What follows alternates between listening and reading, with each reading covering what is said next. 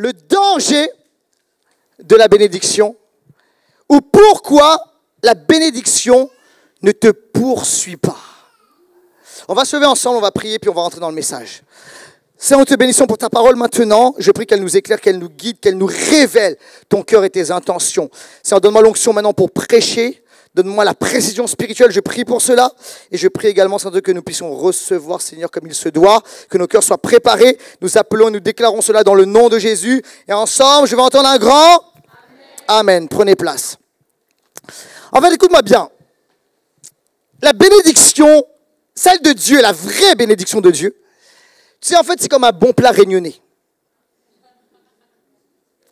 Quand tu rentres dans une cuisine dans laquelle se prépare un bon plat créole, d'accord, réunionnais ou mais à notre pays si tu préfères, ok. Mais moi je suis de la Réunion, alors je dis réunionnais. Pasteur Jean qui prépare un bon curry poulet, un rougail saucisse. Satan a déjà expérimenté la bénédiction de Pasteur Jean. Et tu rentres dans cette cuisine là, ok. Tu sais ce qui se passe quand tu sors de la cuisine. Tu vas, écoute-moi, tu quittes cet endroit, tu vas dans un autre endroit. Les gens savent que tu étais dans un endroit où il y a la cuisine qui a été préparée. Les gens peuvent te dire, écoute-moi, il y a des odeurs d'épices, etc., des choses exotiques. Tu sais pourquoi? Parce que l'odeur, la bénédiction dans la cuisine réunionnaise, ça te poursuit. T'as beau aller loin de la cuisine, ça reste sur toi. L'odeur des épices, etc., etc. T'es imbibé de cela. Parce que tu es rentré dans une présence de bénédiction. Et de la même façon, la bénédiction de Dieu, c'est pareil. Ce n'est pas quelque chose à poursuivre, c'est quelque chose qui reste sur toi. La bénédiction de Dieu, la vraie bénédiction de Dieu, on peut dire, tu sens la bénédiction. Tu dégages la bénédiction. Il y a la bénédiction de Dieu sur toi. Des fois, même toi, tu ne le vois pas, mais les gens voient. Il y a quelque chose de spécial sur ta vie. Et en fait, tu n'as pas à crier, à réclamer, à plaider la bénédiction. Tu l'as, la bénédiction, elle est sur toi. Et elle te poursuit. Quelqu'un dit amen à cela. Ça veut dire qu'il n'y a pas de problème, mais ça veut dire que même dans les galères, tu es béni. Et les gens disent, il y a quelque chose de spécial sur sa vie. Quelque chose d'extraordinaire sur lui. Le problème, c'est que beaucoup de croyants passent leur vie à courir après la bénédiction. Courir après la faveur de Dieu, courir après une augmentation, courir après une maison, courir après la prospérité, courir après la guérison. Écoute-moi bien, tu n'as pas à courir. La Bible dit que tu ne dois pas courir derrière la bénédiction, mais écoute-moi bien, la Bible dit quelque chose qui est puissant, les amis. Et parfois, on ne l'a pas vu. En fait, c'est la bénédiction qui te court après. C'est la bénédiction qui reste sur toi. Et voici ce que dit la parole de Dieu dans Deutéronome. Et voici des promesses qui demeurent. Quelqu'un dit amen à cela. Deutéronome, on lit la Bible ensemble. Deutéronome 28, 2. Chapitre 28, verset 2. Voici ce que dit la parole de Dieu. Toutes ces bénédictions, il y a tout un tas de bénédictions. La bénédiction sur tes enfants, dans la ville, dans les champs, etc. Tu seras en haut, jamais en bas. Le Seigneur déclare tout un tas de bénédictions. Lisez Deutéronome 28. Et écoutez bien ceci. Toutes ces bénédictions viendront sur toi et te rattraperont quand tu obéiras à la voix de l'Éternel ton Dieu. Donc les bénédictions viendront sur toi, elles te rattraperont. Ce n'est pas toi qui rattrape, c'est les bénédictions qui te rattrapent. Ok. Verset 28, verset 8 dit ceci. Deutéronome chapitre 28, verset 8 dit ceci. L'Éternel ordonnera la bénédiction d'être avec toi dans tes greniers et dans toutes tes entreprises. Il te bénira dans le pays que l'Éternel ton Dieu te donne. Donc l'Éternel ordonne à la bénédiction d'être avec toi. Alors la question est très simple et très directe. Si Dieu a promis que la bénédiction doit te rattraper, que Dieu ordonne à la bénédiction d'être avec toi, la question c'est pourquoi tu es encore en train de courir après elle, mais tu as l'impression qu'elle t'échappe. C'est la bénédiction d'être avec toi. Pourquoi c'est toi qui cours après? Putain, je ne suis pas béni dans ma vie. Il y a quelque chose, il manque quelque chose de Dieu. Et je voudrais qu'on réponde à cette question aujourd'hui. Le danger de la bénédiction, pourquoi la bénédiction ne te poursuit pas? Premièrement, la promesse de la bénédiction. On l'a vu ensemble. Deutéronome 28, 2 dit ceci. Toutes ces bénédictions viendront sur toi et elles te rattraperont. Le verbe ici, en hébreu, c'est nazash. Et ça veut dire ceci, atteindre, poursuivre, rattraper, dépasser. En fait, écoute-moi bien, la bénédiction même, elle doit te dépasser. C'est pas toi qui cours après, c'est la bénédiction qui court après toi. Et en fait, elle te dépasse, elle te surpasse. Et toi-même, tu n'arrives pas à compter toutes les bénédictions que Dieu a pour ta vie. Quelqu'un dit amen à cela. Et l'image est forte, écoute-moi bien. Même si tu ne la cherches pas, quand Dieu, la bénédiction de Dieu vient sur toi, en fait, c'est la bénédiction de Dieu qui te chasse. La bénédiction de Dieu te chasse et elle te poursuit jusqu'à te rattraper et te surpasser et te dépasser et surabonder. Quelqu'un dit amen à cela. Et quand même, ça te dit, oh, mais ça c'est l'Ancien Testament. Jésus a formulé dans le Nouveau Testament des paroles similaires. La grâce surabondante de Dieu, l'apôtre Paul en parle. Surabondante de Dieu. Et Jésus a promis la bénédiction. Quelqu'un dit amen à cela. Alors, la bénédiction n'est pas juste un concept de l'Ancien Testament, c'est un concept également du Nouveau Testament. Et quand la Bible parle de bénédiction, ça ne parle pas juste de bénédiction, vous savez, dans les airs, dans les cieux. Ça parle de réalité sur la terre, que quelqu'un dise amen à cela. Ça parle de choses concrètes, quelqu'un dit amen à cela. Alors on veut la bénédiction d'en haut, le salut, comment dirais-je, la vie dans l'éternité avec Jésus. Mais nous voulons également les bénédictions d'en bas. Et le Seigneur a prévu pour nous des bénédictions en bas, que quelqu'un dise un bon amen à cela. Et en fait, le mot ici, najash, en hébreu, le concept de la bénédiction, c'est quelque chose qui est très fort et ça ne va pas être à l'écran. En fait, la bénédiction n'est pas passive, mais elle est active, dynamique, envoyée par Dieu pour te rejoindre. Et Deutéronome 28:8 dit ceci, l'Éternel ordonnera, il commandera à la bénédiction d'être avec toi. Le mot ici en hébreu, c'est tsavar. Et c'est, écoute-moi bien, lorsque Dieu dit, j'ordonne à la bénédiction d'être avec toi, c'est pas juste un petit ordre. En fait, c'est quelque chose, c'est un terme militaire. En fait, le Seigneur se positionne comme un général et il donne un ordre à un soldat qui s'appelle la bénédiction. Et il ordonne à la bénédiction, c'est un ordre militaire, soit sur cette personne, soit sur mon fils, soit sur ma fille. C'est une instruction impérative. Écoute-moi bien, cela signifie ceci. Quand la bénédiction est là, tu sais qu'elle est là ou pas. C'est pas quelque chose, oh, je ne sais pas si je suis vraiment... Non, la bénédiction ne vient pas timidement. Dis avec moi, la bénédiction ne vient pas timidement. Quand Dieu bénit, ce n'est pas une suggestion, ce n'est pas une option, c'est un décret céleste. Le Seigneur ordonne du ciel, il parle et il ordonne. Je commande à la bénédiction d'être avec toi. Quelqu'un dit amen à cela. Dieu a donné l'ordre, bénédiction, cours après mon enfant. Il a donné l'ordre, bénédiction, ne le lâche pas, ne la lâche pas. Tant que tu ne l'as pas rattrapé, quelqu'un dit amen à cela. Et il est temps, écoute-moi bien, qu'on change de concept par rapport à la bénédiction. Ce n'est pas quelque chose que tu dois poursuivre. Il y a des gens qui poursuivent les richesses, qui poursuivent cela. Écoute-moi bien, si tu poursuis les richesses, tu tomberas dans la pauvreté, dans la disette et dans toutes sortes de problèmes. Mais si tu poursuis le Dieu qui bénit, ça change. Quelqu'un dit amen à cela. Alors écoute-moi bien, on ne poursuit pas la bénédiction, on poursuit Dieu. Et ça apparaît à l'écran. Et la bénédiction poursuit ceux qui poursuivent Dieu. La bénédiction est programmée pour te suivre. La bénédiction est programmée pour être collée à toi. Mais écoute-moi bien, la bénédiction ne poursuit pas n'importe qui, n'importe comment. Et on va découvrir ça ensemble. Deuxièmement, tu es toujours avec moi, Église? Ok, tu es avec moi, Église, vraiment pas? Combien va être béni dans ce lieu? Deuxièmement, le danger de la bénédiction. En fait, la bénédiction, elle te poursuit ou pas? Et ce que tu dois savoir, c'est qu'il y a un danger à la bénédiction. Et on a dit, pourquoi est-ce que la bénédiction ne te poursuit pas? Écoute-moi bien, c'est à cause du danger de la bénédiction.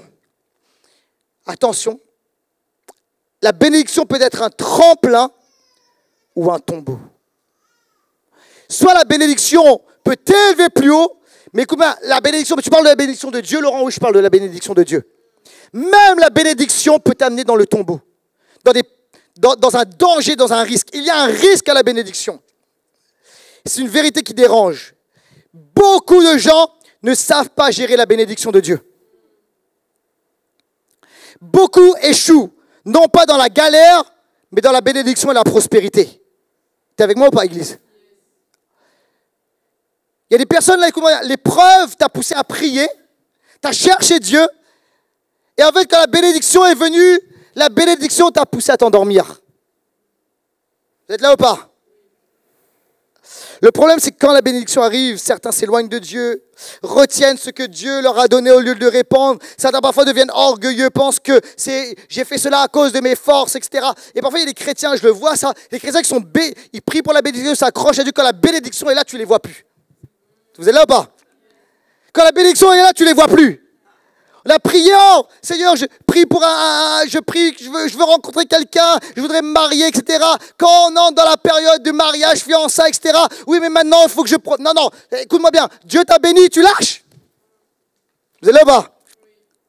Oh, on a prié pour un travail, Dieu t'a donné un travail, etc. Et en fait, au fur et à mesure, oui, mais je dois me reposer maintenant. Non, écoute-moi bien, Dieu t'a béni. Ce que tu dois faire, non, écoute-moi bien. Tu as été béni, la bénédiction est un piège. Vous êtes là ou pas? Il y a des personnes, c'est comme ça. C'est la vérité ou pas? Est-ce que je peux dire la vérité dans ce lieu? Rien que la vérité. Écoute-moi bien, la bénédiction peut être une bénédiction, ça peut être un piège. Tu t'as béni, tu as eu une famille, tu as eu un travail, tu as eu, etc. Et en fait, au bout d'un moment, le confort de la bénédiction, c'est « Oh là, maintenant, je lève le pied ». Et parfois, écoute-moi bien, à chaque fois que j'entends ça, je prends un moment de recul. À chaque fois que j'entends ça, écoute-moi bien, c'est un moment de piège, de tombeau. Parce qu'avec le Seigneur, on ne prend pas de recul, on avance, et on avance, et on avance, et on avance. Quelqu'un dit amen à cela. Oh, Seigneur m'a donné une famille, m'a donné des enfants, etc. Mais maintenant, oh là là, je ne sers plus Dieu parce que... Non, écoute-moi bien, la bénédiction est un tremplin ou un tombeau. Écoute, sers Dieu avec ta famille, moi et ma maison. Nous servirons l'Éternel. Quelqu'un dit amen à cela. On oublie le ministère de Dieu. Il est temps que ça change dans la maison de Dieu. Quelqu'un dit amen à cela. Et en fait, c'est la raison pour laquelle je parle du danger de la bénédiction. Parce que la bénédiction peut t'amener à t'endormir spirituellement. C'est la raison pour laquelle Dieu parfois retient la bénédiction. Il ne lâche pas de la bénédiction. Parce que la bénédiction, il sait que si je bénis à cette hauteur, cette personne, mon fils ou ma fille, cette bénédiction sera un piège. Est-ce que quelqu'un reçoit dans ce lieu? Et voici quelque chose qui est très important au sujet de la bénédiction. Et c'est une clé que je voudrais te laisser aujourd'hui. En fait, le mot bénédiction en hébreu, c'est barak. Et en fait, bénédiction, et il est question ici de bénédiction. La racine hébraïque donc, de bénédiction, c'est barak. Écoute-moi bien, ça signifie bénir, mais ça signifie également quelque chose qui est très important. Ça signifie bénir, mais ça signifie également s'agenouiller. Plier le genou. Et voici la clé extraordinaire pour comprendre la bénédiction. Voici la clé extraordinaire pour ne pas tomber, j'ai envie de dire, dans le tombeau ou le piège de la bénédiction, dans le danger de la bénédiction. Voici la clé pour recevoir toute la plénitude de la bénédiction que Dieu a prévue pour toi et pour moi. C'est que bénir signifie recevoir de Dieu ses faveurs, mais ça signifie également plier le genou devant ce même Dieu. Et à chaque fois que tu te déconnectes de cette réalité, à chaque fois que tu déconnectes de ces concepts, le fait d'être béni et le fait de s'agenouiller, tu tombes dans le piège de la bénédiction, mon frère, ma sœur. Tu as besoin de plier encore le genou devant le Seigneur. Quelqu'un dit amen à cela. Écoute-moi bien, le petit David a connu. Même son père ne voulait pas le voir, ne croyait pas en lui. Écoute-moi bien, pourquoi est-ce que le Seigneur l'a béni? Parce qu'il a été choisi. Mais si on connaissait son cœur, il était un adorateur. Quelqu'un a dit amen à cela. Il était quelqu'un qui pliait les genoux devant son Dieu. Il était quelqu'un qui avait un cœur pour Dieu. C'est la raison pour laquelle Dieu l'a béni et encore béni et encore béni et encore béni. Est-ce qu'il a fait des erreurs? Oui, il a fait des erreurs, mais il était capable de plier le genou dans la repentance et de dire, Seigneur, ne m'enlève pas ta présence. C'est la raison pour laquelle Dieu n'a jamais cessé de le bénir. La bénédiction est connectée avec le fait de s'agenouiller à Dieu. Et en fait, le gros problème, c'est que nous courons après la bénédiction, alors que la clé, les amis, c'est de se mettre à genoux devant le Dieu qui bénit. Et alors que nous connectons, alors que nous adorons, nous nous soumettons à ce Dieu qui bénit, la bénédiction va couler, et encore couler, et encore, et encore, et encore couler. Alléluia. Job était un homme de cette trempe-là. Job était un adorateur de Dieu. Il glorifiait Dieu et pliait les genoux devant Dieu. La Bible nous dit ceci, c'est qu'il offrait même des sacrifices pour ses enfants au cas où. Et en fait, c'était quelqu'un qui cherchait Dieu dans tout ce qu'il était. Et à un moment, pour ceux qui ne connaissent pas l'histoire, Satan dit à Dieu, enlève-lui toutes ces bénédictions, tu vas voir s'il t'adore encore. Et il a perdu toutes les richesses. C'est un homme riche, il a perdu toutes ses richesses. Il a perdu même des membres de sa famille. Et écoutez bien ceci. Alors qu'il avait tout perdu, Satan lui dit, écoute-moi bien, tu as perdu la baraque, la bénédiction. Arrête, tu vois, de baraque les genoux. Arrête de plier les genoux devant ton Dieu. Même sa femme lui a dit, maudis ton Dieu. Change ta louange en malédiction. Et Job n'a jamais cessé d'adorer Dieu. Et écoute-moi bien, à la fin de l'histoire, il est dit ceci, que Dieu l'a béni encore bien plus que ce qu'il avait auparavant. Pourquoi ? Parce que son adoration n'était pas liée à la bénédiction qu'il recevait, mais en fait, ce qu'il recevait était lié à la louange qu'il donnait à Dieu. Est-ce que tu es là ou pas, Église ? Et en fait, plus tu vas te soumettre, te donner, adorer ce Dieu-là, et la bénédiction va couler encore et encore et encore. Laisse-moi entendre un bon amen à cela, s'il te plaît. Troisièmement, je poursuis les conditions de la bénédiction qui nous poursuit. Il y a des conditions à la bénédiction. La bénédiction ne vient pas sur quelqu'un automatiquement. Il y a des conditions à la bénédiction. Et on va voir 3 conditions aujourd'hui. Première condition, la libération de la malédiction. On lit ensemble Galates chapitre 3, versets 13 et 14. Christ nous a rachetés de la malédiction. Dites avec moi, malédiction. Christ nous a rachetés de la malédiction de la loi en devenant malédiction pour nous, puisqu'il est écrit, tout homme pendu au bois est maudit. C'est ainsi, écoutez bien ceci, quand Jésus-Christ, la bénédiction, dites avec moi la bénédiction d'Abraham touche aussi les non-juifs et que nous recevons par la foi l'Esprit qui avait été promis. Abraham a reçu des bénédictions extraordinaires, des bénédictions de terre, des bénédictions de protection, de faveur. Et écoute-moi bien, l'apôtre Paul dit ceci, que la bénédiction d'Abraham est pour toi et elle est pour moi. Quelqu'un a dit amen à cela. Nous sommes appelés à être bénis dans la même dimension qu'Abraham. Certains ne le reçoivent pas ici. Écoute-moi, Abraham était un homme qui avait été richement béni par Dieu.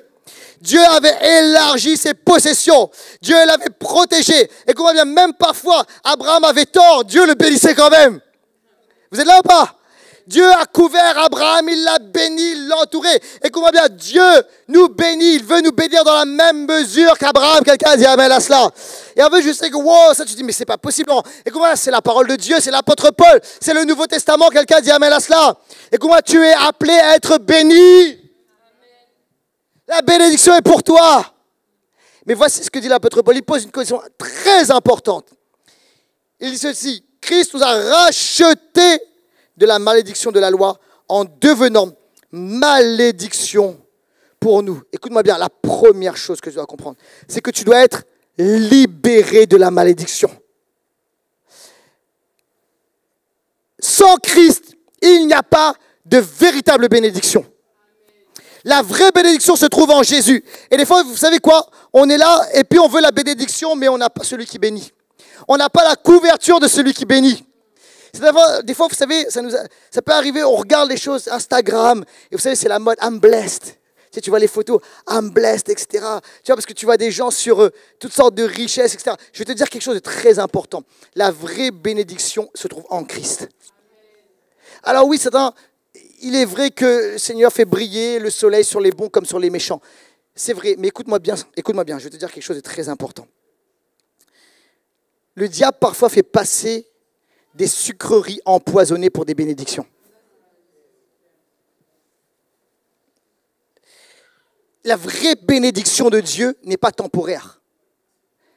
La bénédiction de Dieu elle est éternelle et elle est sur des générations. La vraie bénédiction de Dieu, ce n'est pas un plaisir qui est éphémère. Ok ? Tu vois, tu vas manger une sucrerie, ça te procure du plaisir pour un temps, mais en fait, à l'intérieur, il y a du poison. Et en fait, le diable va te donner des sucreries, mais à l'intérieur, il met du poison. Et en fait, des fois, ce n'est pas la bénédiction de Dieu. C'est un poison du diable. La vraie bénédiction de Dieu se trouve en Christ. Et si tu veux expérimenter la véritable bénédiction, celle qui dure de génération en génération, celle qui dure éternellement, celle qui ne sera, accompagnée d'aucun chagrin, la vraie bénédiction de Dieu, tu dois premièrement connecter ta vie à Jésus-Christ. Sans Jésus, il n'y a pas de véritable bénédiction. Tu as besoin de Christ. Et Jésus est mort à la croix. Il s'est fait malédiction. Il a été pendu au bois. Il est mort à la croix afin que nous recevions la véritable bénédiction d'Abraham. Quelqu'un dit amen à cela? En fait, la bénédiction, tu n'as pas à la poursuivre. Jésus est mort pour toi. Il est mort pour cela, pour te donner, pour libérer, pour te donner, poser sur ta vie cette véritable bénédiction. Quelqu'un a dit amen à cela. La première chose, c'est Jésus. Tu as besoin de Jésus. Il est lui-même ta bénédiction. Il est lui-même ton baraque. Il est lui-même ta faveur. Tu as besoin de Jésus. Et à chaque fois que tu poursuis la bénédiction, sans Jésus, tu poursuis une sucrerie empoisonnée. C'est une bénédiction éphémère. C'est un piège du diable. Le diable nous fait miroiter des choses belles pour un temps, mais c'est un piège qui va nous amener au tombeau. Deuxièmement, condition de la bénédiction, l'obéissance. Si tu obéis, Deutéronome chapitre 28, verset 1, si tu obéis. En fait, toutes les bénédictions de Dieu sont conditionnées par cette réalité de l'obéissance. Écoute-moi bien, l'obéissance est la porte de la bénédiction. Et la désobéissance ferme le ciel. Écoute-moi bien, l'obéissance, des fois on dit, l'obéissance, c'est-à-dire que je dois sacrifier, écoute-moi bien. Oui, des fois l'obéissance, on ne comprend pas tout et ça nous demande de crucifier la chair et de sacrifier. Mais écoute-moi bien, je vais donner une autre image de la bénédiction. La bénédiction, c'est d'entrer sur le chemin. L'obéissance, c'est d'entrer sur le chemin sur lequel se trouve la bénédiction de Dieu. En fait, c'est dire, j'entre, je ne comprends pas tout, mais j'entre sur le chemin sur lequel se trouvent toutes les bénédictions de Dieu. Et là, écoute, il y a un shift qui doit s'opérer. J'accepte de marcher sur le chemin que Dieu a déjà béni. Et là se trouve la faveur pour moi. Il y a des personnes ici, Dieu t'appelle à l'obéissance et c'est dur. Tu dis, mais je ne sais pas ce qui va se passer derrière. Et actuellement, ça me donne quand même la désobéissance, me donne quelques privilèges et quelques faveurs éphémères. Éphémères. Mais si tu veux la vraie bénédiction qui dure, celle qui n'est suivie d'aucun chagrin, le Seigneur te dit, obéis-moi et je te bénirai. Accepte de faire les choses à ma façon, selon mon style, selon mon modus operandi. Et tu vas avoir la bénédiction sur ta vie. Troisièmement, être un canal et non un réservoir. La bénédiction d'Abraham, on a dit. Vous avez avec moi la bénédiction d'Abraham. Plus fort que ça, s'il te plaît, Église. Allez, fais comme si tu recevais la parole. La bénédiction d'Abraham. Dieu a dit à Abraham, tu es béni pour bénir. C'est la bénédiction d'Abraham. Tu es béni, non pas juste pour toi, pour être un réservoir, mais tu es appelé à être un canal de bénédiction. Tu es béni pour bénir, tu es béni pour libérer la bénédiction. Et je donne ma faveur pour que toi-même tu sois favorable à d'autres personnes. Écoute-moi bien, la bénédiction de Dieu n'est jamais à garder égoïstement. Et Dieu, écoute-moi bien, des fois Dieu arrête la bénédiction parce qu'il sait que si je le bénis, il va juste garder pour lui. Alors que ma bénédiction doit être répandue et libérée. Quelqu'un dit amen à cela. Écoutez-moi bien, j'ai vu des gens prospères, généreux financièrement. Vous savez quoi? Plus ils sont généreux, plus Dieu les bénit. Vous êtes là ou pas? Plus ils donnent, plus Dieu les bénit. Vous savez pourquoi? Parce que Dieu dit, je peux lui faire confiance. Il ne garde pas comme un réservoir, elle ne garde pas comme un réservoir. La bénédiction coule, alléluia. Quelqu'un dit amen à cela?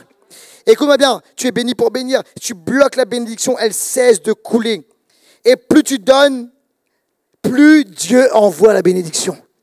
Plus Dieu va t'utiliser pour faire couler encore et encore. Quelqu'un dit amen à cela. Et parfois, il y a des personnes qui disent, Seigneur, pourquoi je ne reçois pas plus? Parce que Seigneur voit que tu gardes égoïstement. Et en fait, de par les bénédictions, tu es gras et puis tu es juste là en train de, tu vois, dans ton canapé, puis tu fais rien avec les bénédictions. Le Seigneur te dit, change maintenant. Libère la bénédiction. Quelqu'un a dit amen à cela. Sois un réservoir, non pas un réservoir, mais sois un canal de bénédiction. Alléluia. Alléluia. Et alors, pourquoi la bénédiction ne te poursuit pas? Alors qu'elle doit te dépasser, elle doit te nasager.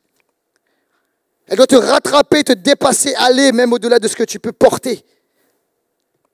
Pourquoi ce n'est pas ton cas? Pourquoi peut-être ce n'est pas mon cas? 3 raisons.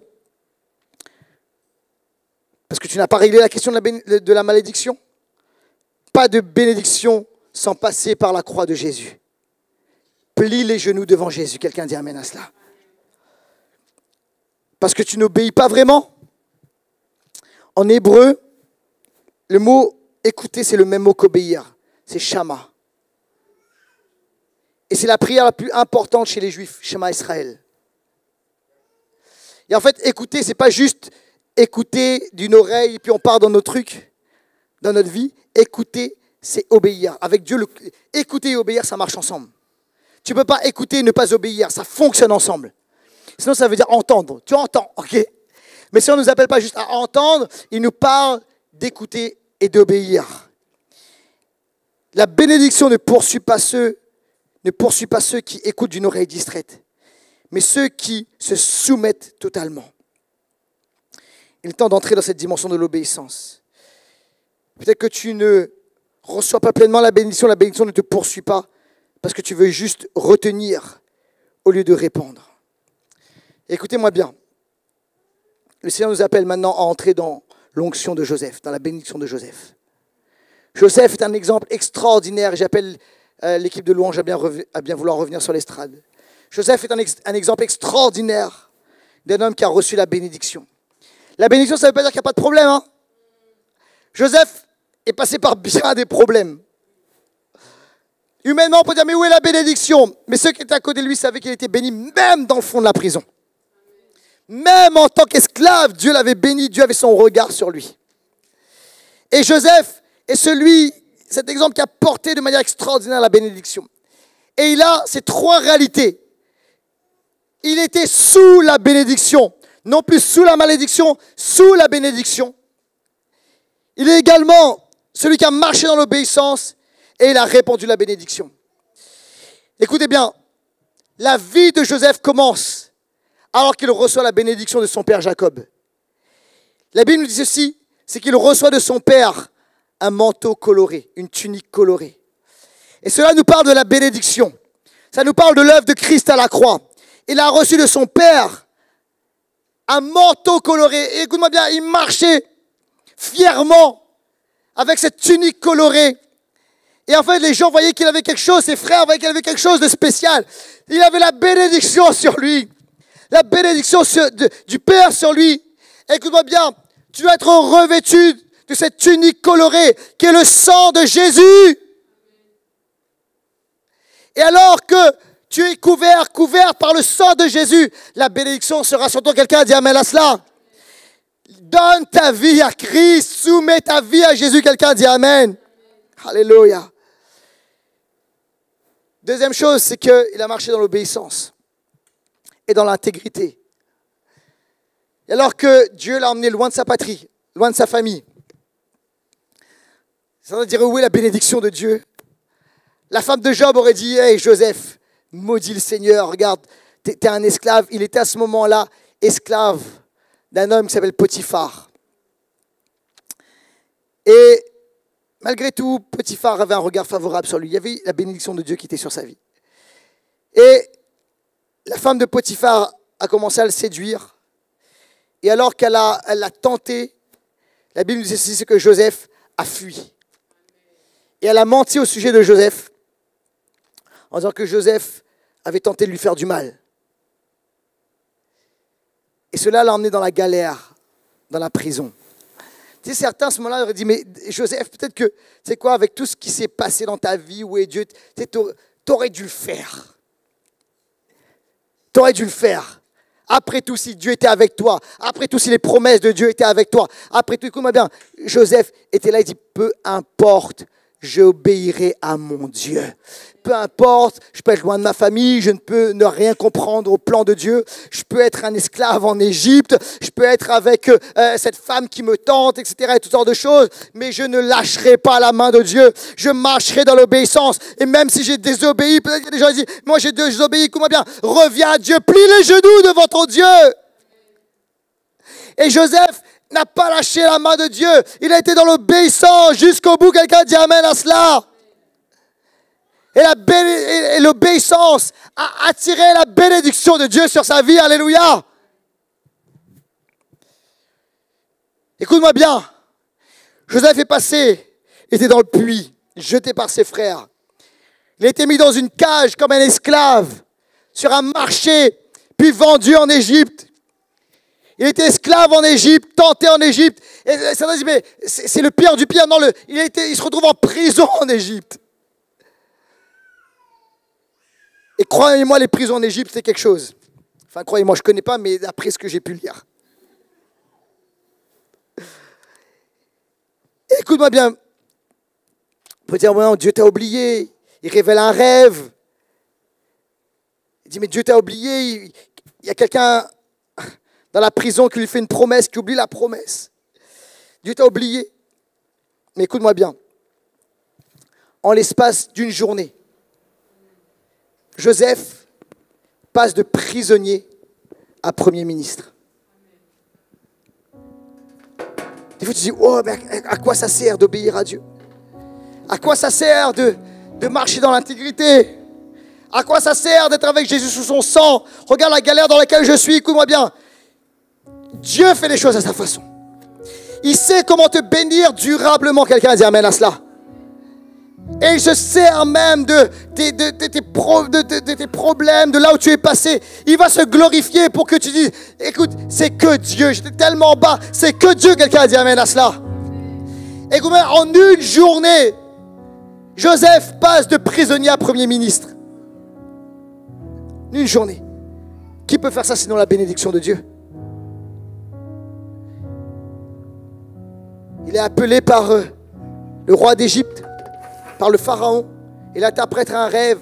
Il donne des clés extraordinaires de provision. Et il est positionné non pas par le pharaon, mais par Dieu. Alléluia. Dans le plus grand royaume de cette époque. Alléluia. Mais regardez ce qui se passe. Joseph a compris le principe de la bénédiction.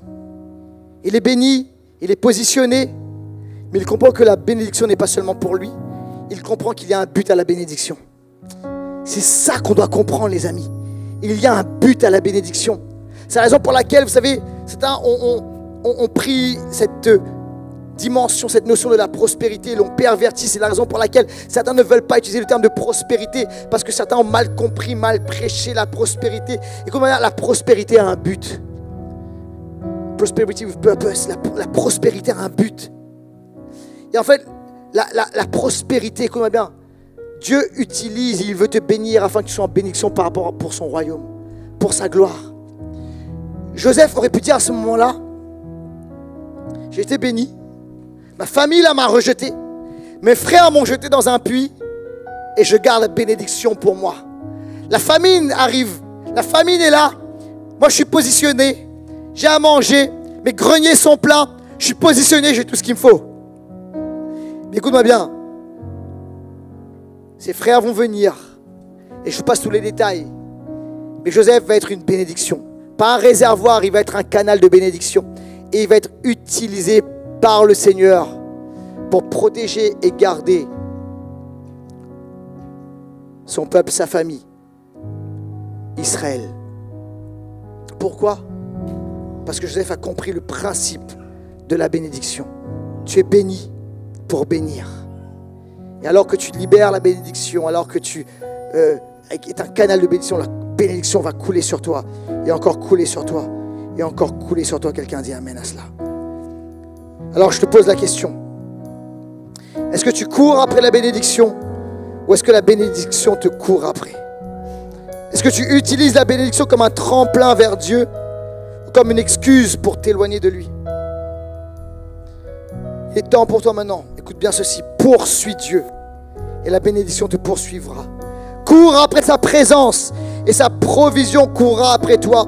Choisis de t'agenouiller et le ciel ordonnera à la bénédiction de t'atteindre. Quelqu'un dit amen à cela, alors je fais un appel aujourd'hui. Ceux qui ont laissé la bénédiction les éloigner, revenez à l'autel, revenez à l'autel. Si tu t'es éloigné de Dieu, on a prié pour toi, tu as prié, la bénédiction de Dieu est venue sur toi, puis tu t'es éloigné de Dieu, c'était un tombeau pour toi, c'était un sujet pour toi, finalement, tu t'es refroidi. S'il est temps, véritablement, reviens à Dieu, reviens à Dieu, reviens à Dieu, reviens à l'autel, quelqu'un a dit amen à cela. Il y a ceux qui courent après la bénédiction. Aujourd'hui, décidez de courir après Dieu et vous verrez. La bénédiction ordonnée vous rattrapera, elle vous atteindra et elle vous dépassera. Quelqu'un a dit amen à cela.